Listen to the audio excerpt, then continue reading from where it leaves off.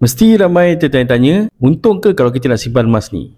Maklumlah, sekarang ni dah ramai yang mulakan simpanan emas. Tak kurang juga masih ramai yang belum alihkan sebahagian daripada simpanan ke dalam bentuk emas. Tuan-puan tahu tak, dah lebih 1.8 juta penyimpan emas yang dah simpan emas dengan property gold. Menurut Tun Aziz Ali, pakar kewangan Malaysia, purata keuntungan simpanan emas sekitar 10% setahun. Jadi bila kita cakap tentang purata ni tuan-puan, dia bukan 1 tahun, bukan 5 tahun, bukan 10 tahun, tapi kita kira purata sepanjang 20 tahun yang lepas. Setiap tahun akan bagi pulangan sekitar 10%. Jadi menurut Tuan Aziz Ali, pelaburan yang bagi pulangan konsisten sebanyak 10% sepanjang 20 tahun setiap tahun adalah sangat bagus. Kalau kita tengok track record pelaburan-pelaburan lain, kebanyakannya tak boleh capai purata setinggi 10%. Kita boleh nampak dulu ada pelaburan yang boleh bagi 8%. Sekarang kalau bawah 6% tu dah kira tak menguntungkan. Sebab apa?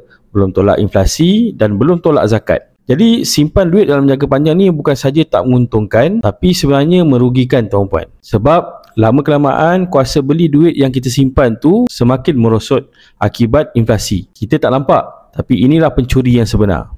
Jadi tuan-puan, asas kepada simpan emas ni tuan-puan kita kena faham. Pertama, kita simpan emas untuk tempoh jangka masa panjang iaitu 2 tahun ke atas. Kedua, emas ni dia tak ada pendapatan, tak ada pulangan seperti dividen. Dan yang ketiga tuan-puan, kalau kita simpan emas, dia takkan jatuh kosong seperti saham ataupun komoditi yang lain. Simpanan ataupun pelaburan emas ni insya-Allah selamat dan juga stabil. Bagi yang nak mulakan simpanan emas, boleh tinggalkan nama dan nombor telefon dalam beg biru di bawah untuk saya bantu sebaiknya.